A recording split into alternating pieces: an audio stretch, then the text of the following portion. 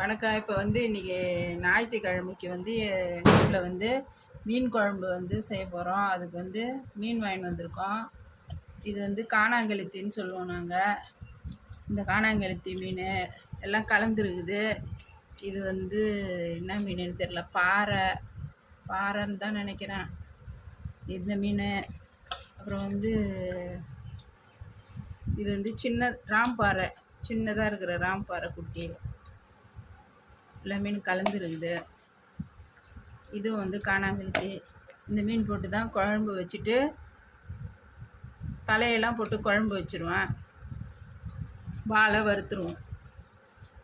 நன்றி, வணக்கம். வணக்கம். இப்போ நாங்கள் இன்றைக்கி மீன் குழம்பு வச்சு மீன் வறுக்க போகிறோம்.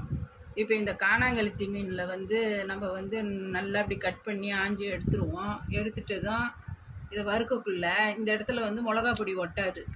அப்போ நம்ம என்ன செய்யணும், ஆயக்குள்ளவே இதை அப்படியே நீட்டாக அப்படியே வெட்டிக்கினே வந்துடணும். இந்த இடத்த இதை நான் வீடியோவில் ஏற்கனவே ஒரு வாட்டி போட்டிருக்கேன். நான் பாருங்கள், இதை வெட்டினா தான் இந்த இடத்துல நமக்கு மிளகா பொடியெல்லாம் போய் அதில் நல்லா ஒட்டி நமக்கு சாப்பிட்றதுக்கு நல்லா இதுவாக இருக்கும், காரம் இறங்கும். வணக்கம். இப்போ நம்ம இது காணாங்கெளுத்தி மீன். இந்த மீன் நம்ம குழம்பு வச்சாலும் நல்லாயிருக்கும், வறுத்தாலும் நல்லாயிருக்கும்.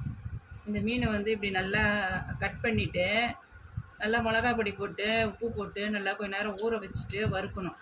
வறுத்தா நல்லாயிருக்கும். இப்போ சாதாரணமாக மீன் நம்ம ஆயிர மாதிரி ஆஞ்சி எல்லாம் எடுத்துகிட்டு இந்த இடத்துல ஒரு வரியாக இருக்குது பாருங்கள். இந்த இடத்த கத்தி எடுத்து இதுமாரி நம்ம இதை அப்படியே வெட்டி எடுத்துடணும்.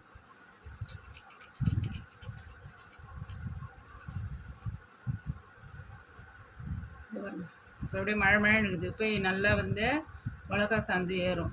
இது மாதிரி போட்டு இப்படி வறுக்கும்போது நல்லா காரம் ஏறி சாப்பிட்றதுக்கு வறுக்கிறதுக்கு நல்லாயிருக்கும். குழம்பு போட்டாலும் புளியெலாம் நல்லா ஏறி புளிக்காரம் ஏறி உப்புலாம் நல்லாயிருக்கும். இது மாதிரி செய்யுங்க. நன்றி, வணக்கம்.